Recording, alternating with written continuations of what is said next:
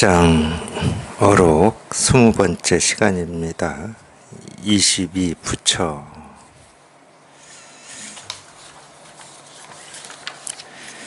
물었다. 어떤 것이 부처입니까? 백장이 말했다. 그대는 누구냐? 답했다. 아무개입니다. 백장이 물었다. 그대는 아무개를 아는가? 답했다. 분명히 압니다. 백장은 불자를 세우고서 물었다. 그대는 불자를 보는가? 답했다. 봅니다. 백장은 더 이상 상대하지 않았다. 다시 한번 보겠습니다.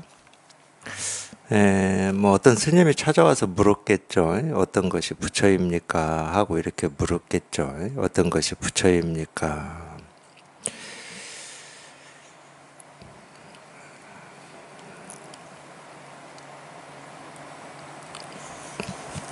그러니까 이게 자기 스스로 이제 공부해서라고밖에 저도 얘기를 못할 것 같은데, 공부해서 모습 없고 알 수 없고 불가사의한 여기에 이렇게 통해 보면, 여기에 통했다는 말이 여기에 통했다 이렇게 말할 수도 있고, 한번 이렇게 분별해서 벗어났다 이렇게 말할 수도 있고, 이거를 이제 불가사의한 체험이라고 하는 거기 때문에 이게 이제 어떤 체험이다 얘기할 수는 없어요. 불가사의하다고 그러잖아요. 근데 분명히 이거를 이렇게 체험을 하면은 이 체험하고 난 어떤 느낌 같은 게 있긴 있어요. 이제 내가 이 목말라 하고 찾고 구하고 얻고자 했던 뭔가가 해결이 됐구나. 이러면서 안심도 되고, 자기한테 있었던 삶의 무게나 갈등이나 번뇌가 자기도 모르게 이렇게 사라져 있음을 우리가 이렇게 발견을 하거든. 느껴져요. 그 많던 어떤 이 번뇌, 고민, 갈등이 없으니까. 그러니까 마음이 쉬워졌다고도 하고, 하여튼 희한하게 뭐를 했는지는 모르겠지만 마음이 가벼워지고, 걸리는 게 없고, 그렇게 애써 찾고 구하고 얻고자 했던 어떤 숙제도 사라지고, 그런 게 이제 사라지니까 우리는 자꾸 이렇게 뭘 붙들기를 좋아하잖아요. 붙들기 좋아하는 그 버릇이 이제 세가지고 내가 이제 뭔가를 깨달았다, 뭔가를 해결했다, 이제 이런 거기에 이렇게 머무는 경향이 당연히 있겠죠. 근데 어쨌든 우리가 이거를 체험한다는 것은 이렇게 분별해서 벗어난다는 거고, 분별해서 벗어난다는 게 이제 우리가 이 정멸이라고 하고 열반이라고 하는 거죠. 해탈이라고도 합니다. 왜 해탈이라고 그러냐? 우리 어떤 이 갈등이라든지 삶의 어떤 이 무거움, 짐이라고 하는 것은 이렇게 느낌으로 보면 이렇게 자기를 이렇게 얽매고 있는 느낌이거든. 자기를 이렇게 얽매고 있는 이런 걸로부터 이제 벗어났기 때문에 이제 해탈이라고 그러는 건데, 하여튼 그게 사라지는 게 그러기 때문에 해탈이에요. 자기도 모르게 이제 그런 게 사라져. 내가 이걸 사라지게 하기 위해서 일일이 뭘 가지고 없앤 적도 없고 갈고 닦은 적도 없는데 희한하게도 사라지고 없는 겁니다. 근데 이제 그거를 체험했다 하더라도, 하여튼 그거를 이제 체험뒤 공부라고 하는데, 우리가 평생을 그렇게 알고자 하고 분별하고 망상하던 이제 습관으로 살아왔기 때문에 그 습관은 쉽게 조복이 안 돼요. 자기가 체험했다고 하는 이것도 또 어떤 건지를 알고 싶고, 무슨 예를 들면 그겁니다. 여기 이렇게 체험하면 이 감이 있다, 이제 이런 표현을 이제 저도 쓰고 제 스승님도 쓰고 그러시는데, 그러면 이 감이 있다, 그러면 이 감이 또 어떤 건지를 자기 생각으로 헤아려서 알려고 그래요. 그건 분별이지 감이 아니죠. 그거는 분별인 거지 감이 아니야. 이 감이라고 하는 것은 우리 생각으로 의식으로 알 수 있는 게 아니거든. 그냥 이겁니다. 그런데 그냥 여기에서 이렇게 확인이 되고 실감이 된다라고밖에 이 얘기를 못하는, 뭐라고 할 게 아무것도 없고 손댈 수도 없고 알 수도 없는 그냥 이거거든. 근데 우리가 많이 듣긴 듣지만, 네, 이거는 뭐 손댈 수도 없고 알 수 있는 게 아닙니다. 이 말을 수도 없이 듣지만, 실제로 이걸 체험했다고 해서 이건 손댈 수도 없고 알 수도 없는 거다. 이거는 뭐 어떻게 할 수 있는 게 아니다라고 하는 이게 분명해지냐? 분명해지는 데는 그렇게 쉽지가 않습니다. 예, 그러지는 않아요. 근데 그런 측면도 있기 때문에 이제 감이라고 하는데 그냥 이겁니다. 그러면 그냥 자기도 모르게 그냥 이게 이렇게 실감이 되는 이겁니다 하는 이게 알아들어지는 하여튼 거기에 좀 익숙해지셔야 돼. 거기에 익숙해지고 익숙해지셔야 돼. 예, 자꾸 그쪽에 익숙해지셔야 되거든. 근데 우리 생각은 그렇지가 않아요. 생각은 어쨌든 익숙해지셔야 됩니다. 이 말만 해도 어떻게 하면 빨리 익숙해지지 하고 벌써 또 생각으로 어떻게를 그리고 욕심을 내요. 그러니까 자꾸 이 생각이라는 이놈은 가만히 있질 않아. 정말 원숭이 같다는 말이 중국 선사들이 그런 말씀을 하셨는데 실감이 돼요. 실감이. 정말 원숭이 같이 그냥 자기도 모르는 사이에 그냥 이 생각이라는 놈이 개입을 해서 이러니 저러니 하고 지가 앞장서서 끌고 가버린다니까. 체험하고 난 뒤 공부에 어려움이다. 그러면 그게 어려움이에요. 공부할 건 따로 없다니까. 이 생각이라는 놈이 지가 또 주인 노릇을 하려고 하는 그 습관이 얼만큼 조복되고 항복이 되느냐. 이게 이제 지혜가 밝아지는 길이거든. 왜? 지혜는 본래 있는 거지. 지혜를 배우고 익힐 건 없습니다. 공부도 마찬가지예요. 공부를 배우고 익힐 공부는 없어. 자기의 그 습관이 조복되고 항복이 되냐 안 되냐 이 차이. 그러니까 그 습관 하나 이렇게 조복시키고 항복시키려고 우리가 법문도 듣는 거예요. 왜? 그걸 조복시킬 수 있는 거는 내가 아니야. 내 힘으로 할 수 있고 내 의지 뜻으로 할 수 있는 게 아니에요. 오로지 그냥 이 법의 힘이 하는 겁니다. 법의 힘이. 그러니까 자기를 죽이고 그냥 법 속에 있어야 되는 거야. 법 속에 있으려면 자기가 죽어야 되고 자기가 살아나온 법 밖에 있는 거예요. 분별 속에 있는 거야. 그러니까 따로 공부할 건 없어요, 실은. 그럼에도 불구하고 왜 이 법문을 들으라고 얘기를 하느냐. 이 법문이 그냥 법문이 아니야. 뭔가 이 법문을 들으려고 애쓰고 노력하라는 말이 아니야. 지금까지 평생 살아오면서 이 습관이 들고 익숙해진 그 분별 망상을 조복시킬 수 있는 유일한 힘, 무기는 이 법문밖에 없기 때문에 그러는 거예요. 내가 할 수 있는 거다. 그러면 내가 하면 되지. 체험하고 내가 하면 돼. 근데 체험 전에도 내가 할 수 있는 공부는 없고 체험 후에도 내가 할 수 있는 공부는 없어요. 그래서 체험 후에도 자기 생각을 가지고 자기 공부에 대해서 판단하지 말라고 제가 누누이 강조하는 겁니다. 이렇게 하면 되겠지, 저렇게 하면 되겠지. 그거 하지 마시라고. 그냥 법문만 들으시면 돼요, 그냥. 체험 전에도 마찬가지예요. 자기가 할 수 있는 게 없어요.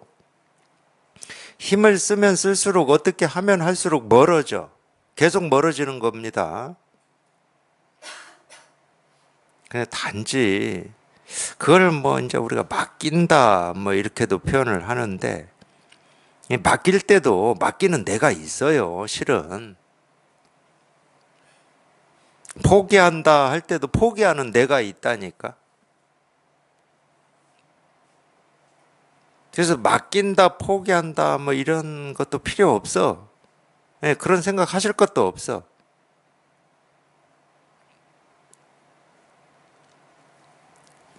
그러니까 어떤 생각도 어떤 말도 붙을 수가 없어요. 그냥 이거일 뿐이야. 그냥 이거일 뿐. 그냥 이거일 뿐이지 뭐라고 할 게 아무것도 없어요.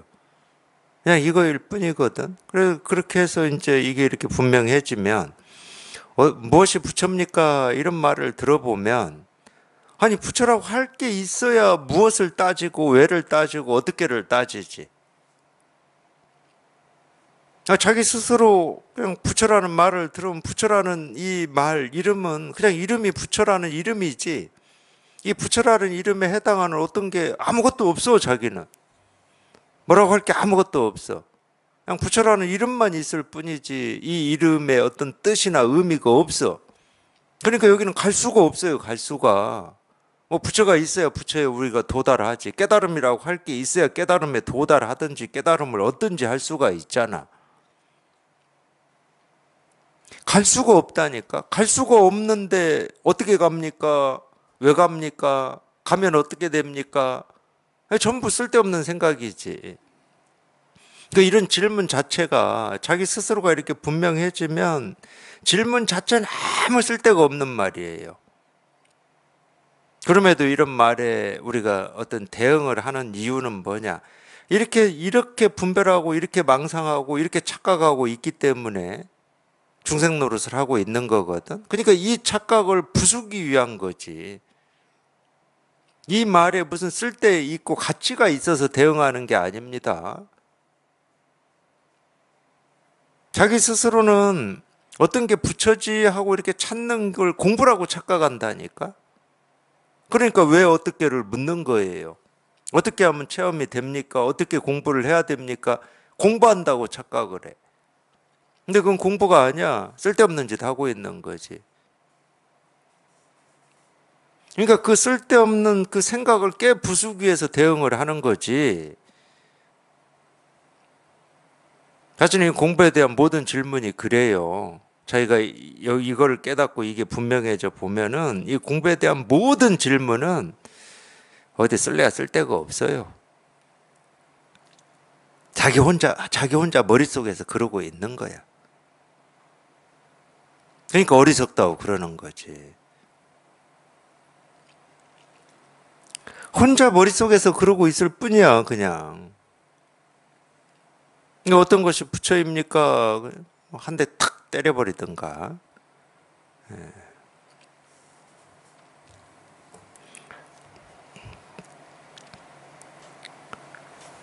그렇게 돼야 이런 질문에 대해서 그냥 저절로 대응이 나올 수가 있는 거예요. 자기 스스로는 부처라고 할 어떤 것도 없이 이렇게 깨끗할 때.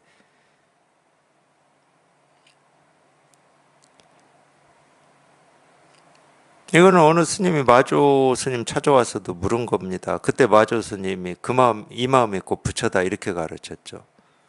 즉심즉불이라고 가르쳤어요. 그 마음이 곧 부처다. 뭐 이렇게도 가르쳤고, 이렇게 또 어떤 스님이 와서 이렇게 물었을 때 마조 스님이 또 어떻게 가르친 적도 있냐면은, 이 자기의 보물 창고는 돌아보지 않고 밖으로만 놔두느냐 이렇게 가르친 적도 있어요. 그러니까 물은 스님이 내 보물 창고, 자기의 보물 창고는 어떤 겁니까? 하고 또 똑같이 물어요. 어떤 게 부처입니까? 이 질문이나 내 보물 창고는 어떤 겁니까? 라고 하는 질문이나 똑같은 걸 묻고 있거든. 그러니까 말만 바꿔서 묻고 있을 뿐이지 분별로 묻는 사람들은 똑같은 걸 물어요. 근데 자기만 다르다고 착각하는 거야.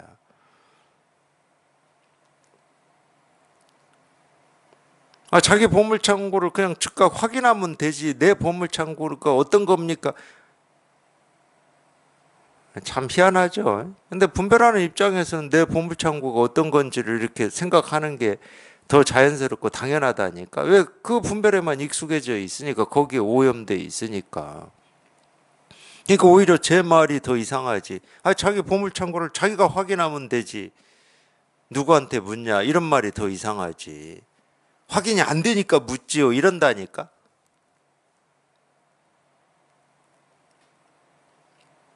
그럼 자기가 내 보물창고는 어떤 겁니까? 하는 이거는 자기 마음을 자기가 지금 확인을 안 하고 있는 겁니까? 자기 보물창고를 확인 안 하고 있는 거예요? 그렇게 묻는 것 자체가 자기 보물창고를 지금 확인하고 있고 저한테 보여주고 있고 스스로 실현하고 있는 거거든.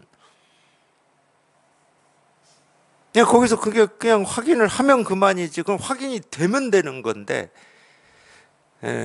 그렇게 묻는다니까. 확인이 안 되니까 묻죠, 이렇게. 이런 바보 같은 질문이 어디 있습니까? 그냥 물속에서 살고 있으면서 물이 뭡니까? 그래서, 네가 돌아다니는 게 물이야. 왜 그걸 나한테 물어? 이러니까 내가 모르니까 묻죠. 이러고 똑같아요. 자기가 돌아다니고 있는데 뭐 알고 모르고의 일입니까? 알고 모르고는 머릿속에서 일이고 자기가 돌아다니고 있다니까 물속을.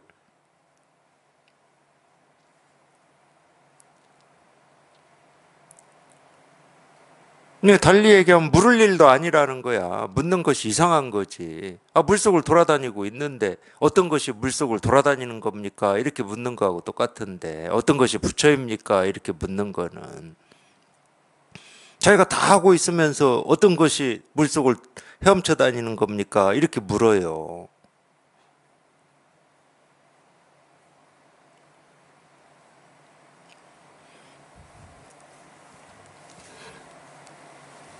어떤 것이 부처입니까? 백장이 말했다. 아, 그대는 누구냐? 그건 묻고 있는 너는 뭐냐?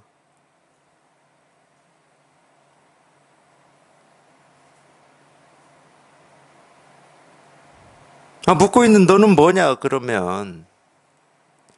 그러니까 제가 물고기 금방 얘기했잖아요. 물속을 헤엄쳐 다니면서 어떤 것이 물속을 헤엄치는 겁니까? 그럼 아, 네가 하고 있는 건 뭐냐? 이거하고 똑같은 거예요.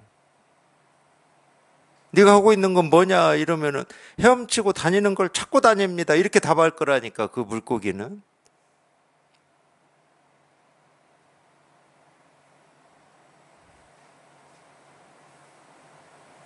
네가 말하고 있는 건 뭐냐? 이렇게 물으면은 저는 부처를 찾고 다닙니다. 이렇게 답하고 있을 거라고요. 뻔히 그럴 거예요.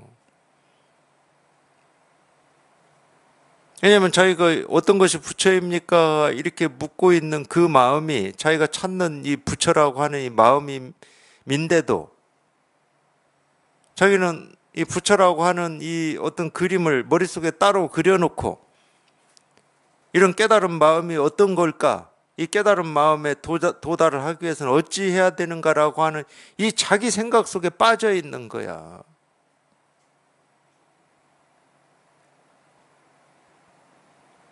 그러니까 그대는 누구냐? 네가 하고 있는 건 뭐냐? 답했다. 아무개입니다. 뭐 아무개입니다. 뭐 이렇게 답을 했는지 예, 자기 뭐 이름을 얘기했겠죠. 이름을 얘기했을 겁니다. 뭐 누굽니다 이랬겠죠 아마. 백장이 물었다. 그대는 아무개를 아는가? 이름을 얘기했을 거니까. 예를 들어서 뭐 신영록입니다. 그대는 신영록을 아는가? 이렇게 물었어요. 예, 답했다. 분명히 압니다. 안다고 그러지 이거는. 백장은 불자를 세우고서 물었다. 그대는 불자를 보는가? 답했다. 봅니다. 예, 백장은 더 이상 상대하지 않았다.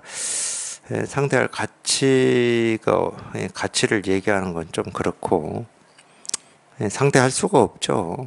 예, 상대가 안 돼요. 이러면은 이거는 뭐 이 불교의 불자도 모르는 거죠.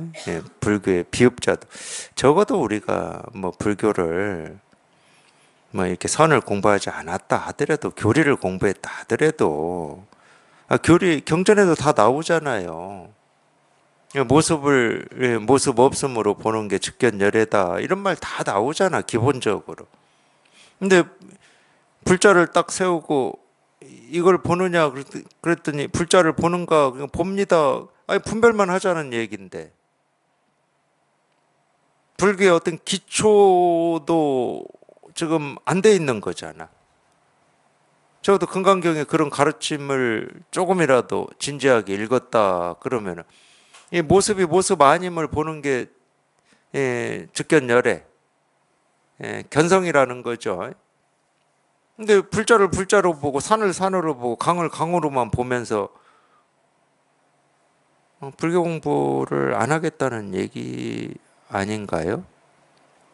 저도 그런 의문은 있을 거잖아요. 교리를 배웠고 경전을 읽었다 하더라도 아니 답을 그렇게 해야지. 불자를 보는가 그러니까 모습 없음을 봅니다. 뭐 생각으로라도 그렇게 답을 해야지. 불교 교리를 공부했으면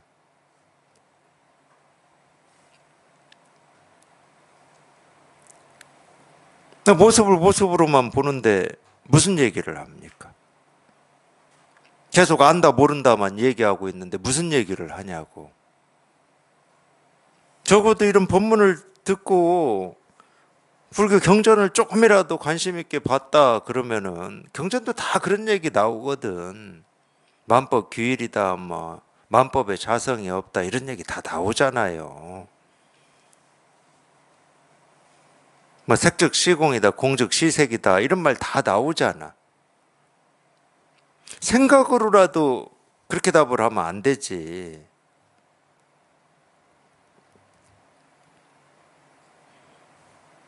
이거 계속 안다 모른다 또는 뭐 모습을 모습으로만 뭐 이 얘기를 한다. 그건 뭐 공부할 필요가 없는 거지. 모습을 모습으로만 보고 사는데 번뇌가 있고 갈등이 있고 삶의 무게나 힘겨움이 있으니까 우리가 공부를 하는 거잖아요. 모습을 모습으로 보는데 아무런 번뇌가 없다. 그거 뭐 공부해야 될 이유가 없죠.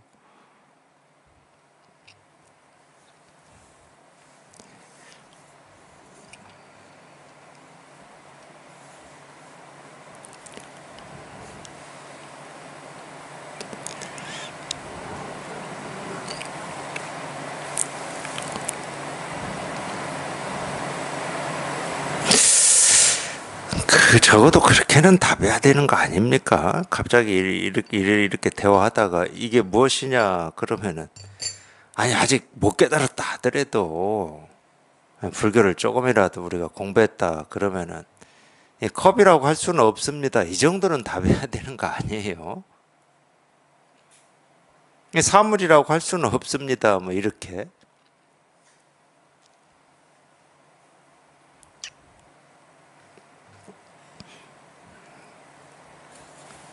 근데 뭐 시원하지는 않지. 뭐 물론 그렇게 답하는 입장에서 못 깨달았다 그러면 시원하지는 않죠. 자기 스스로 분별해서 벗어나는 이런 체험이 있어가지고 이 사물이 아니고 이 색과 공이 둘로 나뉘어져 있지 않고 색이 따로 있지 않고 공이 따로 있지 않고 이 모습 그냥 모습 그대로 그냥 자기가 찾고 구하고 얻고자 했던 이 진실이 온통 다 드러나 있음이 이렇게 확인이 되고 공감이 돼야 이제 비로소 시원해지죠. 모든 의문이 사라지죠. 그렇다고 이 모습에 공이 드러났다고 하니까 뭐 공이 이 모습 어디에 있다는 말은 아닙니다. 이 공이라고 하는 것은 우리가 눈으로 볼 수 없고 들을 수 없고 알 수 없는 건데 어디에 있다고 할 수는 없잖아. 그러니까 실제로는 드러났다고도 말을 못 하는 거예요. 뭐 드러나기는 어디에 드러나 있습니까? 뭐 깨달음이다 도다라고 할 게 있어야 뭐 드러나기도 하고 뭐 이러는 거지. 우리가 이름만 깨달음이라고 하고 도라고 하는 거지 실제로는 깨달음 도라고 하는 어떤 게 없다니까. 그러니까 딱 그 표현이 맞는 거예요. 그렇기 때문에 공부를 이렇게 해보면 내가 이 불교를 공부하기 전에는 산을 산이라고 했고 물을 물이라고 했지. 이거 당연한 거지. 볼펜을 볼펜이라고 했지. 이거를 뭐 갑자기 컵이라고 하지는 않았을 거 아니에요. 그게 너무 당연한 거였습니다. 100%였어요. 100%. 누구도 부정할 수 없는 세간에서 그렇게 좋아하는 팩트였어요. 근데 출가를 해서 공부를 해보니까 산이 산이 아니고 물이 물이 아니야. 모습이 모습이 아니야. 색이 색이 아니야. 이제 이 정도는 이제 이거를 체험을 해가지고 이 만법 규일이라고 하는 이게 저절로 됐을 때 그런 얘기를 할 수가 있어요. 보고 듣고 느끼고 경험한 하나하나가 그냥 전부 그냥 이 일 하나일 뿐임 이렇게 분명해졌을 때 이것도 체험하고 공부를 꽤 해야 이게 분명해지는 겁니다. 자기가 보고 듣고 느끼고 경험되는 일에 흔들리지를 않아야 분명해지는 거잖아. 생각으로는 그냥 다 이 일이지 하고 경험되는 일에 그냥 온통 흔들려 버리면 이 일이지 만법 규일을 하는 것도 다 그냥 생각이고 알민 거지. 그런 알면 필요가 없어요. 우리가 마음 공부를 하는 거는 내가 살아온 지난 과거로부터 지금 경험되고 있는 이런 모든 일로부터 앞으로 아직 다가오지 않은 다가올 미래의 모든 일로부터 흔들리지 않고 자유로워지기 위해서 공부를 하는 거예요. 만법 규율이란 사실을 알기 위해서 공부하는 게 아니고 색즉 시공임을 알기 위해서 공부하는 게 아니야. 그래서 모든 걸로부터 자유로워지는 게 색즉 시공이거든. 그게 만법 규율이고.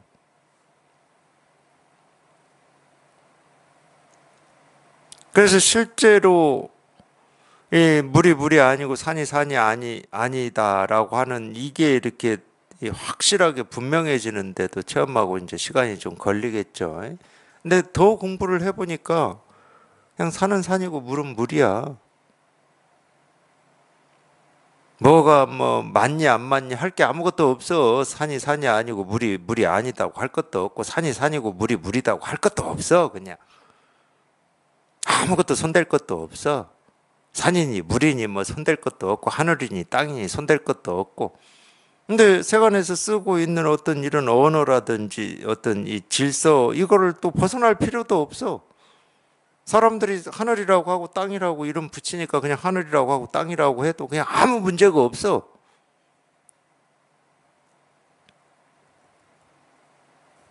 그냥 벗어날 것도 없고 머물 것도 없고 지킬 것도 없고 깨부술 것도 없고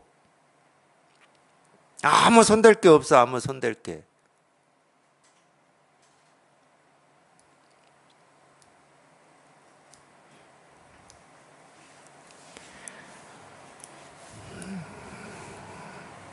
그래도 이거를 배우겠다, 공부를 해보겠다 할 때는 이 세간에서 자기가 배우고 있긴 그걸로만 얘기를 하면 배우고자 하는 뜻이 없는 거죠.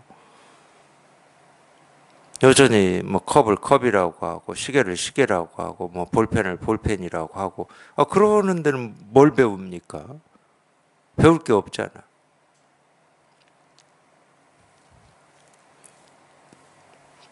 뭐 겨자씨 하나에 온 우주가 다 드러나 있다 이런 말을 하니까 그 말을 거들떠도 안 보면은 배울 게 없잖아. 뭐 겨자씨가 겨자씨지 뭐 거기에 드러난 우주가 뭐가 있긴 있어 하고 거들떠도 안 보면 배울 게 없잖아요. 근데 하여튼 공부하는 입장은 그거잖아. 겨자씨 하나에 온 우주가 드러나 있다 이 말을 듣고 아니 자기가 이게 체험이 안 되고 실감이 안 되면 이게 무슨 말인지 알아들을 수가 없는 거라니까. 생각은 필요 없어. 생각은 왜 그런지 이런 건 필요가 없어. 그러면 자기도 모르게 거기에 딱 걸리는 거지. 이 걸린다는 말을 왜 이런 말이 아니에요.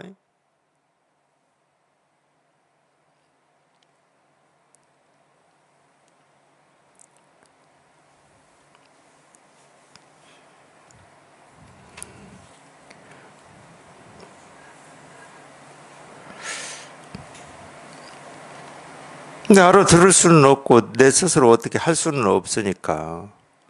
근데 그걸 알아보고자 하는 어떤 뜻이나 원언이 있어. 나도 그 말을 알아듣고 싶고 거기에 공감하고 실감하고자 하는 뜻은 있어. 석가모니 부처님이 49년 동안 온갖 가르침을 다 펼치셨는데 돌아가시기 전에 나는 49년 동안 한마디도 한 적이 없다. 하여튼 이런 말을 나도 좀 알아듣고는 싶어. 근데 이거를 뭐 내가 석가모니 부처님이 말씀해 놓은 뭐 책을 읽는다고 알아들어지겠습니까? 왜 이런 말씀을 하셨냐를 막 자기가 머리 싸매고 연구하고 탐구한다고 알아지겠습니까? 알아들을 수가 없어. 근데 알고는 싶어. 그러니까 자기도 모르게 자기 가슴에 그게 어떤 숙제처럼 있는 거예요. 내 힘으로는 어떻게 해결할 수 없지만 그냥 그거를 알아듣고 싶고 해결하고 싶은 그런 숙제 같은 거. 우리 목마름하고 똑같은 거라니까. 이 삶에 대한 어떤 목마름, 갈증이 있잖아요. 그 갈증을 해결하고자 내 뜻이나 의지나 내 힘으로 어찌 해본 세월이었을 거 아니야. 당연히 사람은 그렇게 살죠.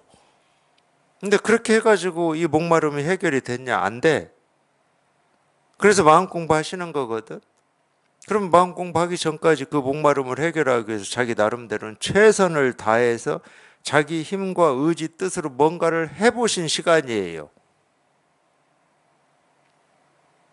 근데 그거를 세간의 어떤 이 방식, 먹고 사는 거라든지 직장이라든지 뭐 더 많이 배우고 경험하는 거라든지 이걸 통해서 해봤어. 이제 이게 모자라니까 어떻게 됐습니까? 우리가 이제 종교라고 하고 불교라고 하고 마음 공부라고 하는 뭐 명상이니 무슨 수행이니 이게 모자라니까 이거는 안 해봤잖아. 이 안 해본 것까지 이제 또 하면서 어찌 해보려고 발버둥을 친 거지. 이 공부에 관심 가지신 분들은.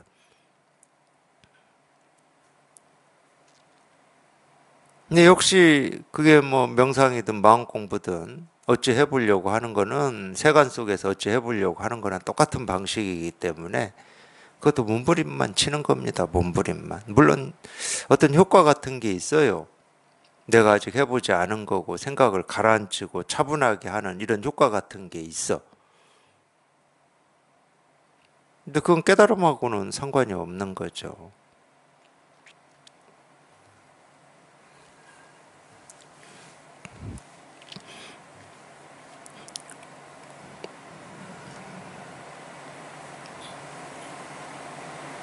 이제 어찌 해보는 거에는 우리가 도사들입니다. 거기에 자기도 익숙해져 있어가지고 어찌 하지 않는 게 뭔지도 모르고 뭐 어찌 하지 않는 건데 뭐 뭔지 어떻게 알겠습니까? 그게 어떤 건지 알고 싶어하는 그 욕심은 예, 있을 수 있죠. 근데 어찌 하지 않는 건데 그게 뭔지를 우리가 어찌 아냐고. 어찌 하지 않는데.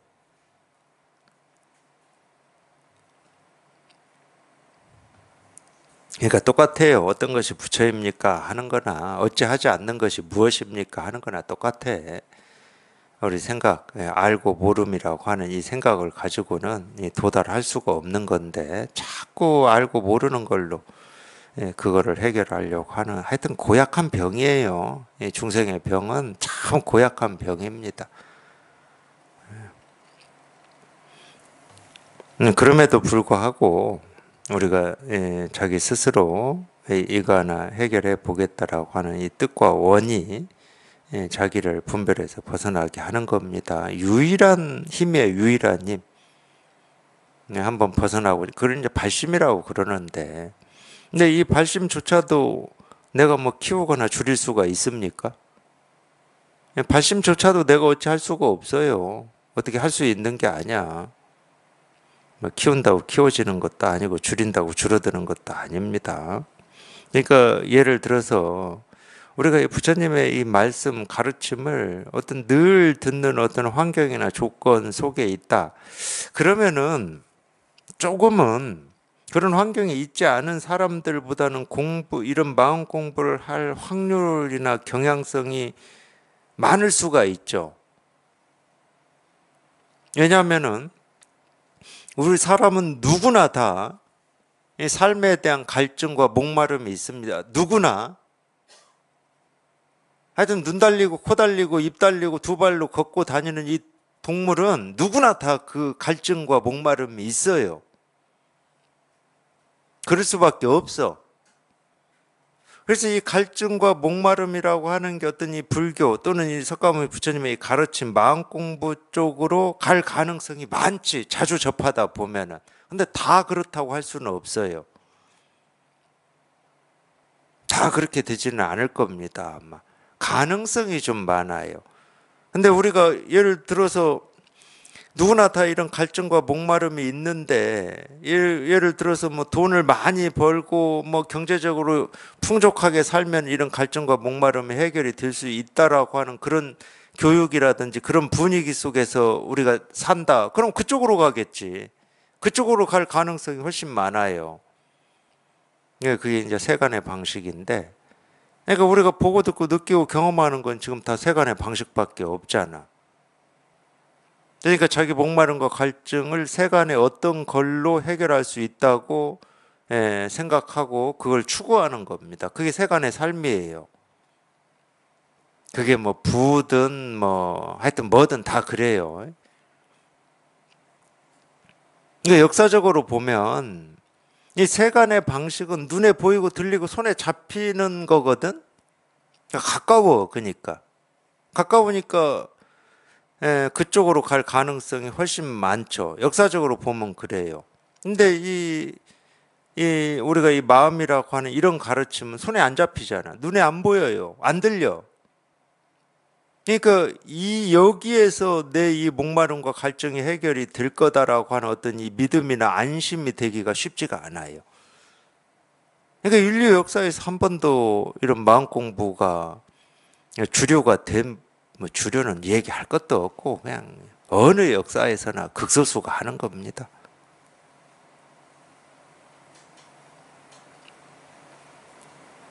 눈에 안 보이는데, 눈에 안 보이는 건 믿기가 힘들어요. 우리가 눈 있고 코 있고 입 있고 생각이 있는데 생각으로 헤아려서 알 수 없는 걸 우리가 믿기란 쉽지가 않아. 그러니까 옛날에는 그런 걸 했던 것 같아요. 막 어떤 뭐 전설 같은 얘기들이 있잖아요. 옛날에는 좀 믿어보라고 그런 전설 같은 얘기 막 이런 걸 좀 만들어냈던 것 같아. 지금은 이제 뭐 크게 조성하는 거지. 크게 막 부처님 크게 만들고 막 절도 으리으리하게 만들고 참 이 분별하는 중생들을 어리석어 가지고 진짜 어리석어요. 여러 사람이 그렇다 그러면 그런 줄 알아요.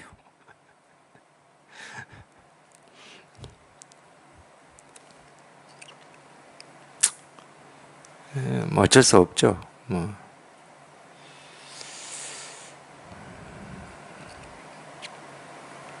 그러니까 늘 이 길은 좁은 문일 수밖에 없었어요. 뭐 그 어찌할 수가 없습니다. 좁은 문이어서 뭐 불리하다 이런 얘기가 아니고 뭐 믿기가 쉽지가 않거든. 믿기가 전혀 분별이 아니니까 오히려 분별에서 벗어난 거니까 믿기가 쉽지가 않아.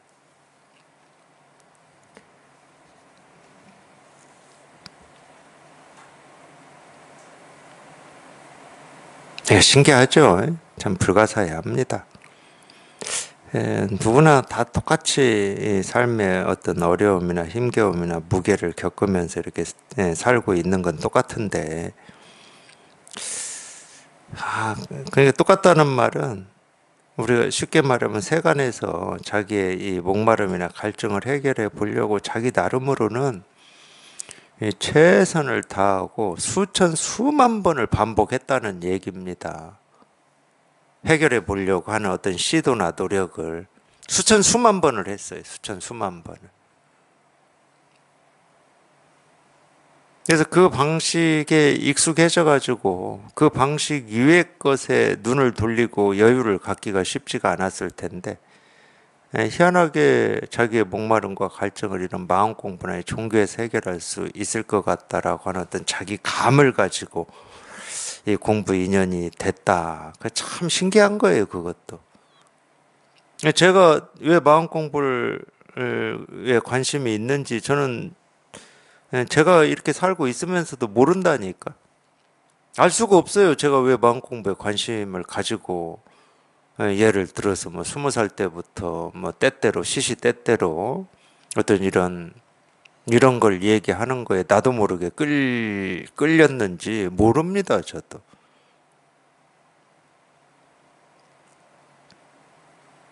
그러니까 신기해요. 불가사의하다고 얘기할 수도 있고.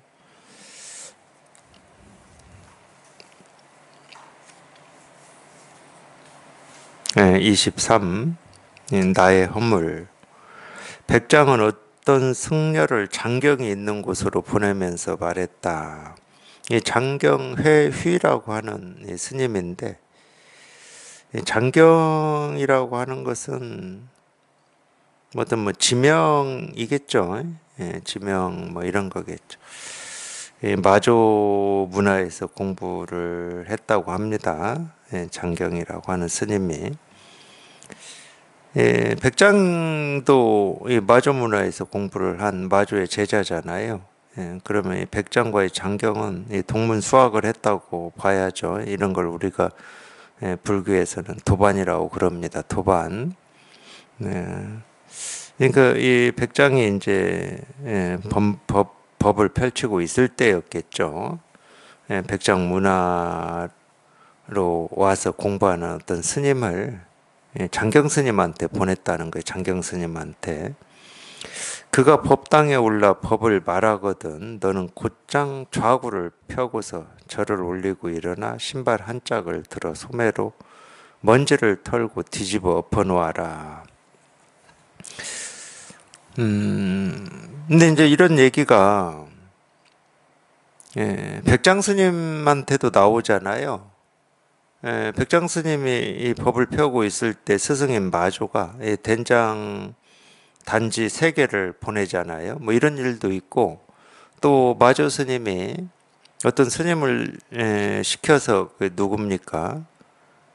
가서 뭐 법문을 하려고 하거든 뭐 바로 이렇게 물어서 기억해서 오너라 뭐 이렇게도 하고 근데 마조만 그런 게 아니라 백장도 그러고 뭐 임재 스님도 뭐 그런 게 좀 있고 이때는 좀 그런 게 있었나 봐요. 제가 이제 왜 이 얘기를 해드리냐. 저도 어쨌든 이제 선언을 열어가지고 이제 이 법문을 하고 이렇게 여기 앞에 앉아서 이렇게 떠들고 있잖아요. 처음에 이제 이런 걸 선어록에서 봤기 때문에 제 스승님도 누군가를 보내서 제가 딱 이렇게 앉아서 법문을 하려고 하면은 질문을 딱 던져가지고 어떻게 답이 나오는지 이걸 시키지 않았을까? 긴장이 되더라고, 긴장이.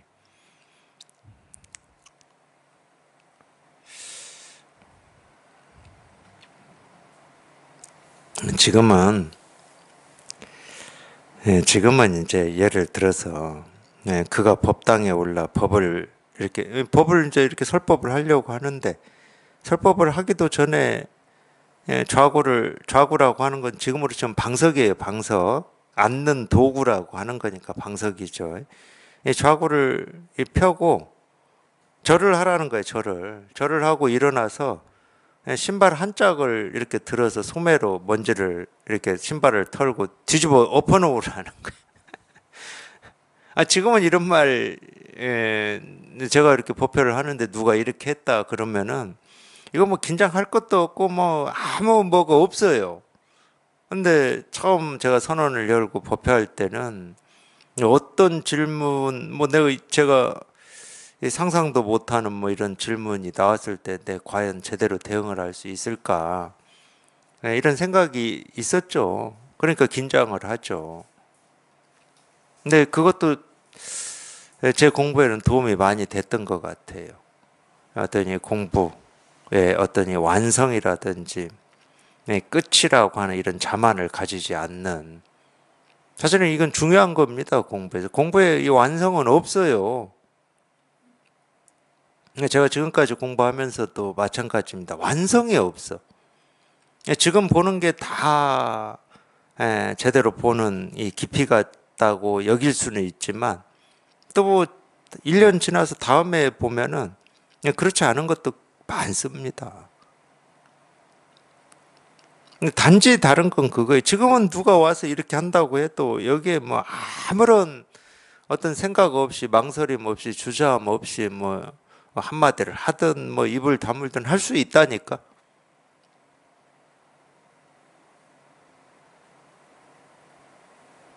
그냥 별일 아니잖아요. 법문 좀 하려고 그랬더니 방석 딱 깔고 그냥 큰 절을 하고 일어나서 신발 한 짝, 그 두 짝도 아니고 뭐 두 짝이든 한 짝이든 오른손으로 들고 왼쪽 소매로 신발 털고 반드시도 아니고 뒤집어 놓았다. 이게 무슨 별일입니까? 그냥 이런 법문을 그냥 눈 껌벅이면서 듣는 거하고 이거하고 뭐 무슨 차이가 있습니까?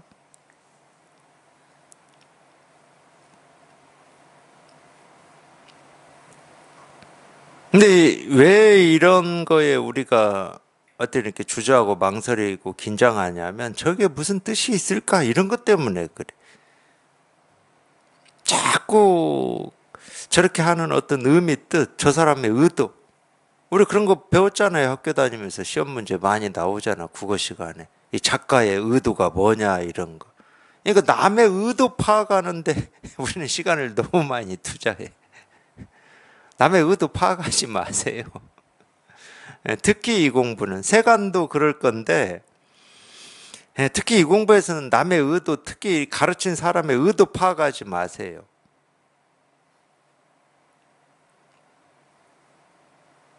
파악할 의도가 따로 없어요. 이 의도 파악 아니라고 이런 이 행동이나 이런 이 말을 제대로 못 읽는다니까. 그대로 보면 되는데 그대로. 소매로 털든 버선으로 털든 뭐 신발을 뒤집어 놓든 엎어 놓든 뭐 반드시 놓든 그게 무슨 문제냐고. 그거는 우리가 뭐 예를 들어 밥 먹을 때 누구는 쌀밥 먹고 누구는 뭐 보리밥 먹고 누구는 자기가 좋아하는 대로 먹는데 뭐 거기에 뭐 무슨 문제가 될 수가 있겠냐고.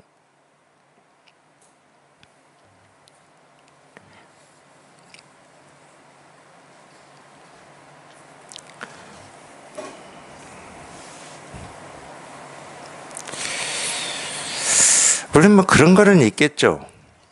법문을 한다는 거는 예를 들어서 법문하기 전에 뭐 이렇게 좌구를 펴고 다 앉아 있을 겁니다. 우리도 좀 앉아 있잖아요. 그러니까 이제 법회가 시작이 된다, 이 법문이 시작된다, 뭐 이런 뜻일 건데 법문 하지도 않았는데 좌구 펴고 절을 했다는 것은 설법 고맙다, 뭐 이런 뜻으로 우리가 볼 수는 있지, 볼 수는. 설법 잘 들었습니다, 고맙게 들었습니다 하고 그냥 큰절 하는 것, 뭐 이런 뜻이 있다고는 할 수 있지. 그렇다 하더라도 뭐 아무 문제가 안 돼. 설법이 꼭 뭐 말로만 하는 게 아니니까.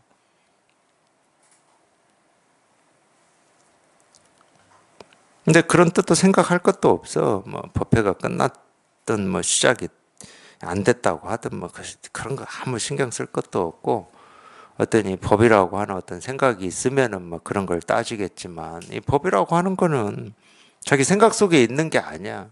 말 속에 있는 것도 아니고, 있다 그러면은 온 천지에 그냥 그대로 있는 거지, 그대로.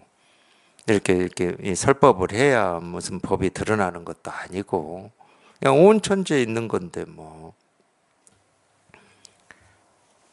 좌고를 펴든지 접든지 뭐 상관할 일이 없잖아요. 지가 그렇다는데 뭐. 지가 이 설법을 하기 전에 이미 법문을 다 들었다는데 뭐.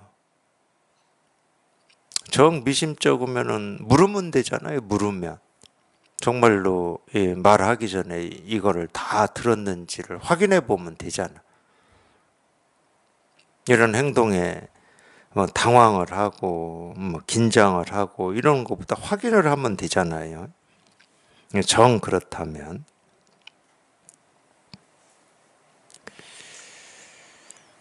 그 승려가 장경이 있는 곳에 이르러 백장이 시킨 대로 행하니 장경이 말했다. 나의 허물이다. 잘 알아들으셔야 됩니다. 뭐 한마디도 안 했는데 나의 허물이다 이랬기 때문에 잘 알아들으셔야 돼요. 한마디도 안 했다니까.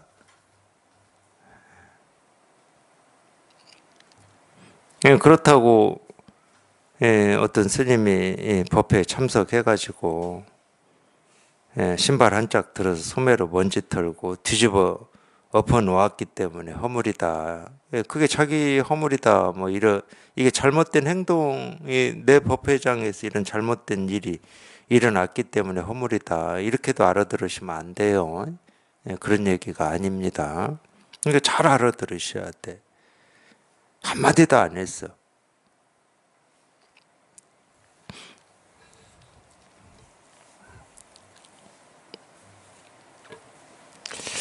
(24) 입 다물고 말하기. 백장이 법당에 올라 말했다.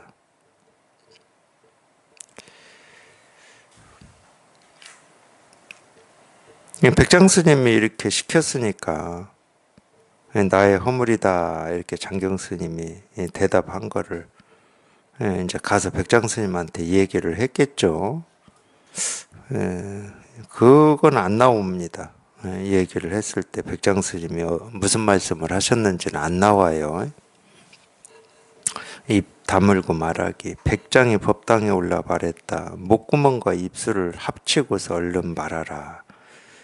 목구멍과 입술을 합치고서 얼른 말하라는 말은 뭐 합친다는 말이 뭔지는 어떤 상태가 합쳐지는 건지는 모르겠지만, 그러니까 이 목도 움직이지 말고 혀도 움직이지 말고 입술도 움직이지 말고 말하라 이 말이에요.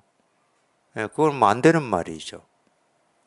입술이 움직이지 않는데 말이 나올 수가 없죠. 혀가 움직이지 않는데 말이 나올 수는 없죠. 네, 이제 이런 말들이 무슨 얘기냐면은 이 법을 묻는 거예요. 이 법이라고 하는 것은 그냥 이름이 법이지 분별되지 않는 거고 말할 수 없는 거잖아요. 우리 생각으로 헤아려서 알 수 있는 게 아니잖아.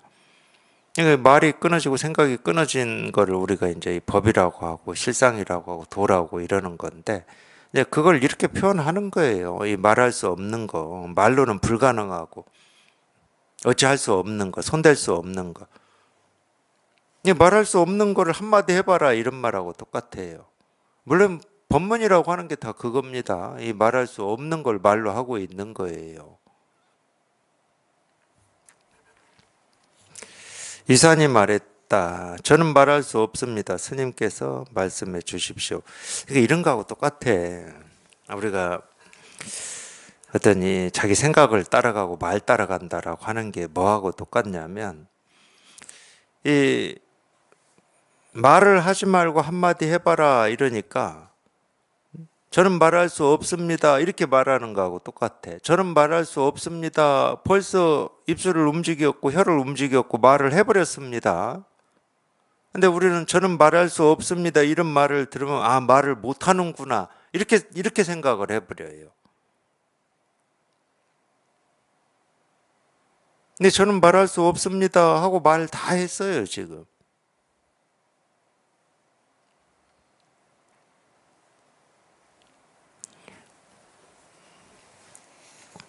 우리 이 분별은 그러는 것 같아요. 분별은.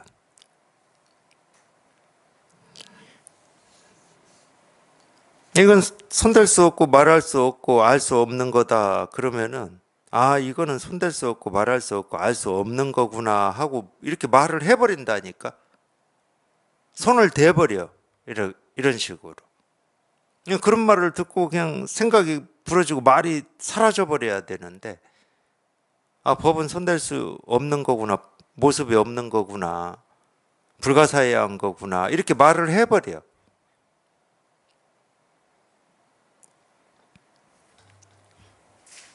이 말을 보니까 이제 뭐 문득 생각이 나서 말씀드리는 거예요. 저는 말할 수 없습니다. 스님께서 말씀해 주십시오. 백장이 말했다. 그대에게 말하는 것을 사양하지는 않으나 그것이 훗날 우리 후손들에게 해를 끼칠 것이다. 그렇죠. 이 말할 수 없는 거를 말로 하는 거는 뭐 얼마든지 할 수 있어요. 얼마든지. 왜? 이 말이라고 하는 것은 본래 엉성한 거니까. 말이라고 하는 것은 불완전한 겁니다. 그러니까 이 불완전한 이 언어로 우리 마음을, 이 완전한 우리 마음을 표현해내는 것은 처음부터 불가능한 거예요. 그리고 이 말 가지고 옳고 그름을 따지고 이 법을 따지는 것은 어불성설이야. 말 자체가 불완전한 건데 이 말 가지고 어떻게 이 분명한 이 법을 따질 수가 있고 헤아릴 수가 있겠습니까? 그러니까 자기 생각으로 이 법이라고 하는 게 어떤 거지, 어떻게 하면 깨달을 수 있지, 아무리 그럴듯하게 논리 정연하게 이건 확실한 거야 라고 이렇게 정리를 해놔도 그 생각이 전부 말이잖아요. 말 언어잖아요. 언어 자체가 엉성한 거라니까. 불완전한 거야. 자기만 그게 이렇게 하면 되겠지 하고 확신을 가지는 거라니까.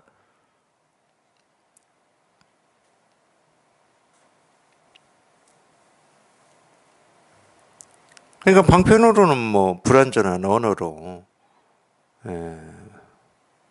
말할 수 있죠. 근데 그것이 훗날 이 공부의 뜻을 두고 공부하겠다는 사람들한테 이 해를 끼친다. 해를 끼칠 것이다. 그러죠. 우리가 석가모니 부처님의 이 가르침이라고 하는 것 때문에 얼마나 많은 해를 받았습니까? 그 말의 뜻을 쫓아서 아 이렇게 해야 되는 거구나 뭐 이런 식으로.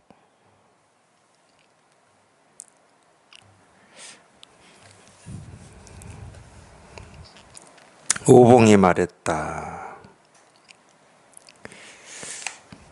유사는 백장이 말할 수 없는 걸 한마디 해라 그랬더니 저는 말할 수 없습니다. 스님께서 말씀해 주십시오. 이렇게 말을 했고 그 말에 백장이 금방 그대에게는 말하는 것을 사양하지는 않으나 그것이 훗날 우리 후손들에게 해를 끼칠 것이다 이랬고 그 옆에 또 오봉이라고 하는 이 스님 백장 문화에서 공부하는 스님입니다. 위산 스님이랑 같이 오봉은 뭐라고 답했냐? 스님께서도 목구멍과 입술을 합치셔야 됩니다. 스님도 지금 말하고 있다. 이런 거나 똑같은 거죠. 스님도 지금 말할 수 없는 거를 지금 말하고 계신다. 백장이 말했다. 사람 없는 곳에서 이마에 손을 얹고서 멀리 있는 그대를 바라볼 것이다. 이 사람 없는 곳에서 이마에 손을 얹고서 멀리 있는 그대를 바라볼 것이다. 이 말이 좀 어려워요. 이게 무슨 말인지.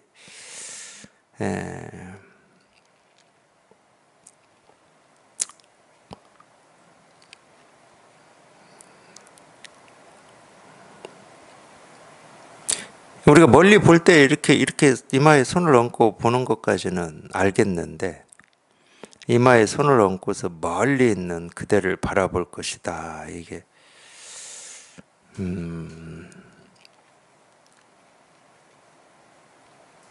이 공부 당연히 뭐 이 공부 얘기니까 지금 이거는 전부 선문답이니까 이 선문답으로 보면은 이 오봉의 이 말, 스님께서도 목구멍과 입술을 합치셔야 됩니다. 이 말을 백장 스님이 이렇게 긍정을 안 하는 말 같아요. 이게 보면은 사람이 없는 곳이다. 그거는 우리가 흔히 얘기하는 분별을 벗어난 곳인데 분별을 벗어난 곳이죠. 분별을 벗어난 여기에는 뭐 사람도 없고 나도 없고 남도 없으니까 사람 없는 곳에서 이 분별을 벗어난 여기에서 이마에 손을 얹고서 멀리 있는 그대를 바라볼 것이다 이랬는데 분별을 벗어난 곳에서 이마에 손을 얹고 멀리 있다.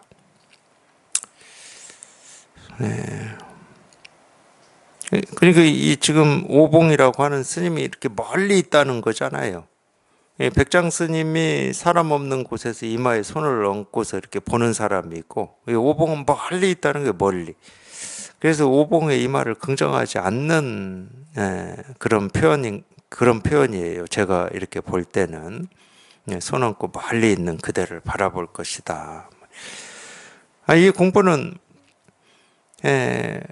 어떤 이 모습이 가깝고 멀고의 문제가 아니고 그냥 이심전심이라고 그냥 똑같은 거니까 여기에 이게 이렇게 딱 맞아 떨어지면 똑같은 거니까 이 거리를 얘기할 수가 없는 거거든요. 근데 멀리 있는 그대를 그러니까 멀리 있다 네가 뭐 이런 말인 것 같아요. 근데 멀리 있으니까 자꾸 이제 이 가르침이라고 하는 것은 멀리 있는 사람을 이쪽으로 자꾸 이제 안내하고 도움을 주고 인도하는 거니까.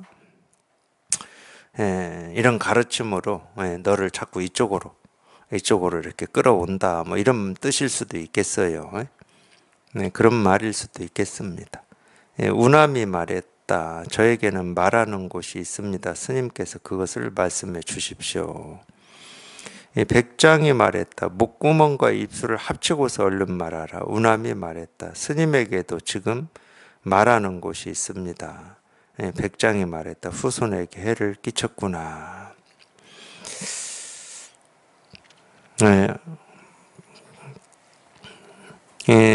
사람이 없는 곳에서 이마에 손을 얹고서 멀리 있는 그대를 바라볼 것이다. 뭐 여기까지 오늘은 하고요.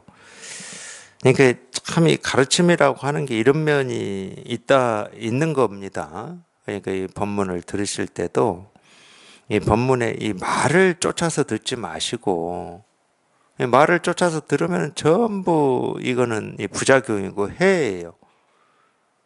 이렇게 이런 법문을 하는 이유는 자기도 모르게 이 배우는 사람들이 자기도 모르게 자기 생각이나 어떤 이 말, 이게 한번 뚝 부러져 가지고 그걸 이제 파사라고 그래요. 그게 한번 뚝 부러져서 이 진실을 직접 실감해 보라고 이런 얘기를 하는 건데, 그러니까 이런 가르침 말에 왜 어떻게를 붙이지 마시라고, 왜 어떻게가 있어서 이런 말을 하는 게 아니니까 그 어떤 말에도 분별이 어떻게 끊어집니까? 왜 끊어집니까? 이렇게 붙이면 안 돼. 가르치는 사람도 몰라요. 왜 어떻게는 몰라. 왜 어떻게는 모릅니다.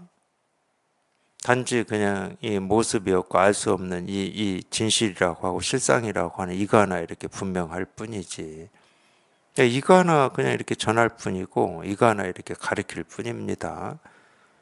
법문을 들으실 때 말의 뜻을 쫓아가지 마시라. 그냥 그 생각이 한번 부서져야 된다. 그냥 도가 뭡니까? 이겁니다. 이거면 되는 거야. 그냥 이거면 돼. 여기에 이 생각이나 말이 안 붙으면 되는 거예요. 그냥 이거면 되는 겁니다.